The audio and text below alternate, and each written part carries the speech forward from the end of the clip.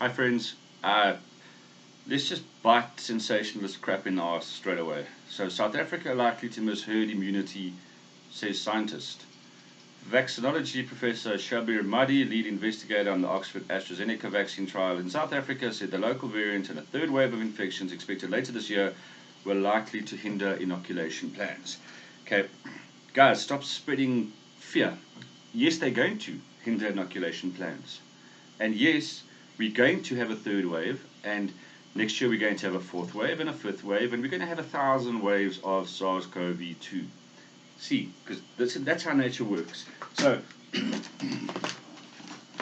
and I said bored, but just guys. So here's January, here's June, here's December. In South Africa, other countries have similar things, but just on different dates. Summer, winter comes in, and we have a death toll. Okay, so that's normal. The dominant virus of each season comes in, and sick and vulnerable people get sick and die. That's been that way for about 300 billion years on this planet. That's how life works. Dominant virus comes in, always a virus will come in, and that's what happens. Otherwise, the cycle of life wouldn't happen. So there's nothing new about what's going on. The common cold is a coronavirus. It's been around forever. All these viruses, there have been millions and millions of viruses floating around Earth with us since time began. There's nothing new about what's happening here in the cycle. It isn't the newspapers would have you believe that we're on some trajectory towards the cataclysm and the end of the world and apocalypse. There's nothing new. They don't say, but there's a variant, but that's normal. So, guys, understand that every year it comes, sick season comes, and people get sick and die. This is how it works. Okay? Viruses. Wuhan. That little guy came out of Wuhan. And it mutates. And it mutates. And in fact, it does that. It goes to all these different things. So you'll end up with hundreds, thousands of strains. And it mutates as it goes along. The good thing about viruses, coronaviruses in particular, is that they move from being lethal because our systems aren't used to new ones. We haven't developed the herd immunity or immunity to it. And as time goes on, they become more infectious but less lethal. So look at the common cold, same sort of thing. So there's nothing new about a virus becoming a variant or mutating. Don't let the newspapers try to scare you with that either. This is how it works. So SARS-CoV-1 came out years ago. And it flattened people in the Middle East. And then it just disappeared. They stopped manufacturing vaccines for it because there was no need, because herd immunity was reached and it just stopped. It wasn't able to get through in the community. People had resistance to it. So there's nothing new about variants. Variants are normal. It's pure. I mean, it's basic science. Other point, herd immunity. These are all the people here. And this is South Africa. And that's all of us. Government have specifically said that they want to vaccinate 67% of the people to reach herd immunity.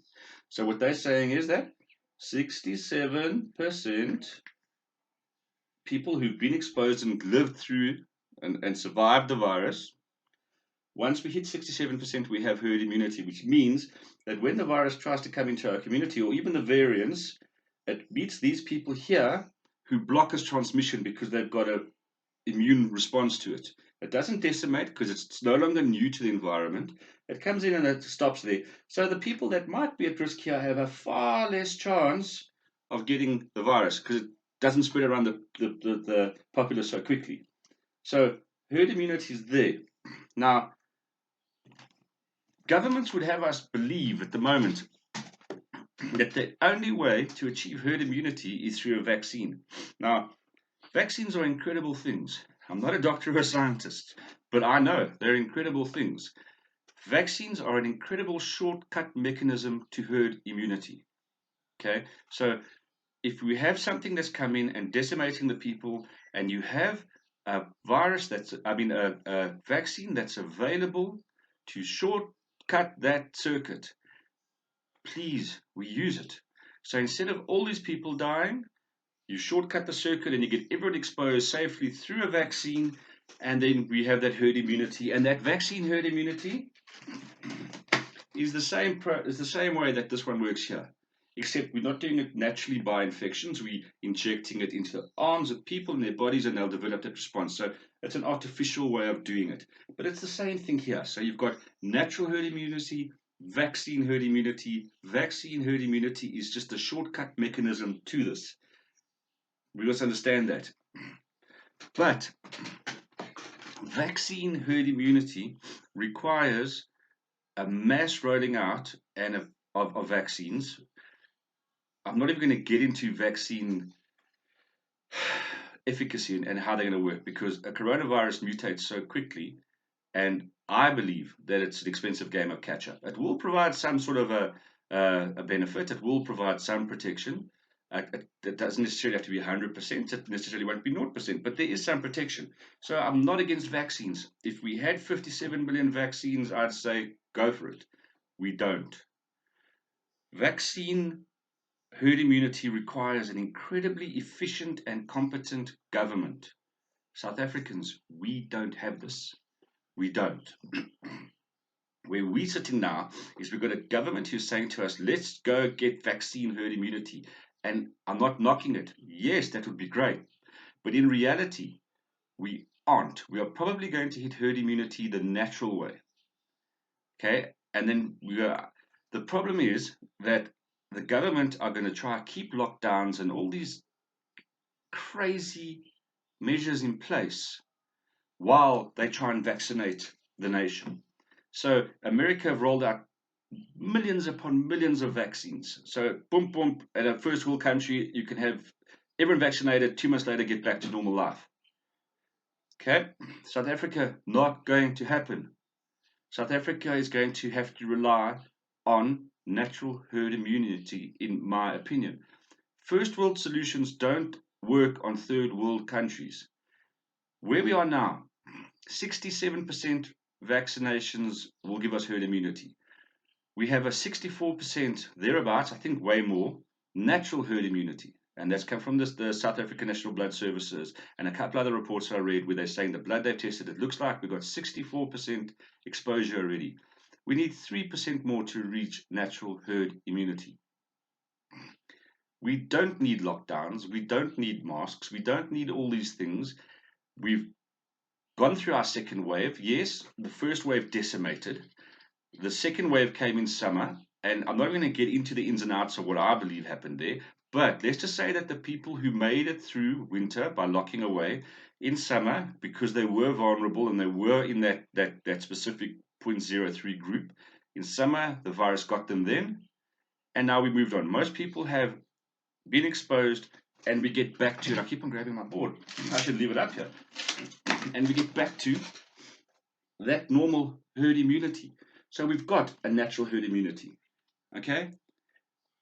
We don't need a lockdown anymore. We don't need these other measures. Yes, if the government can get 50, 60 million vaccines, whatever, I think it's a waste of money that we should rather be pumping into infrastructure and education and toilets and stuff, because we've got a natural herd immunity. But I'm not telling you people not to get vaccines. It's your choice. If you want to get a vaccine now, get it. If you want to wait until it's a little bit further down the line and it's more tested, get it. If you fall into the vulnerable section and you really want one, you need one, get it. What I'm saying is that we are getting a one-sided story from our government where they're saying we can only do it with vaccines. The reality is no. This natural herd immunity path has been there for hundreds of billions of years. It's as simple as that. And the reality is with or without a vaccine, okay? No one's saying this. January, June, December, with or without a vaccine, we will have winter deaths. That's the way it works. If you're old, vulnerable, you're in a specific category, you're metabolically challenged, every winter we have a sick season, and the dominant strain of that sick season is going to come along and kill people. And next year, or this winter coming, it might be the variant of SARS, maybe. It could be influenza. Flu is due for a big bounce back. Flu's coming back. So it could be flu. It could be a new Bat 5, 4, 3, 2, 1 virus that pops up.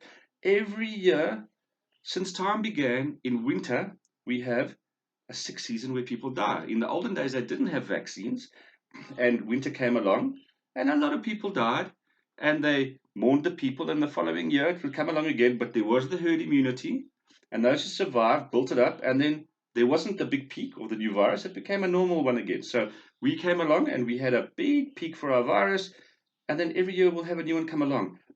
Look, I have a fear that with all the lockdowns and stress and sanitizing, that we've created an environment now for the next dominant virus to come in and decimate that. But we don't have a vaccine for that because we don't know what the dominant virus is going to be. That's just called government mismanagement. But people, every year we're going to have a dominant virus walk in and it's going to kill people. This is the way life works. We can't get away from this.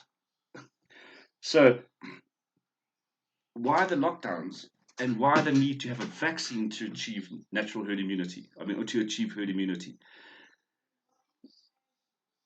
I think our Corona Council and our government have missed the bus completely. And this goes from the beginning, from banning smoking to open-toed shoes to T-shirts to you name it. You're not allowed to walk on the beach. You've got to be here, there. And all the science comes out saying what they're doing is wrong. They're making huge mistakes here. And we need to hold them to account for this. And we need to educate ourselves and our people and stop all this fear. Because every time a news headline comes out like this, everyone goes mad. I mean, I popped a root when I saw this because I could just imagine the Karens running around the street panicking, and there's so much. Guys, with or without a vaccine, we're going to hit natural herd immunity. We're at the point now, there's no need for a state of disaster. There is no disaster. This is normal life. Are we going to lock down and declare a disaster for every single winter? Because that's where the government's going, guys. This is where we headed with this third wave for winter, and then a fourth wave and a fifth wave. We've never done it before. We haven't done it now. If we had the deaths in millions, I would say state of disaster. But it's the same little loop for a normal mild to severe flu season. I'm not saying flu did it. I'm not saying the virus is a flu. Don't misquote me. But mortality rates are not what they said they would be. So let's stop all this rubbish. Let's stop letting people tell us that we just need a vaccine. We are going to get to natural herd immunity in a few months anyway. This is my opinion. Let's tell our government enough is enough. Stop all this fear. Carry on with your vaccines. You can buy as many vaccines as you want, government. And if people want to take them, please take them. I'm not stopping anyone. But Jason wants to go into the street without a mask, with no lockdown, no curfew, none of these bloody rules. If John and Peter are terrified of the virus, with respect, stay at home, shop online. Life must carry on. This is the way it works. But educate yourselves. Take the lockdown away. Let us get on with our lives. Come on, guys. Enough of this fear. We need to understand this thing. Please. Now, please share this and just ask questions. Go educate yourselves. Write to me if you want to know more things. Let's just start this discussion process now, because at the moment we're like little scared lemmings that are being chased off the cliff by the government with fear. And we've got to stop this, guys. I really expect more from our government and humanity. Thanks, guys.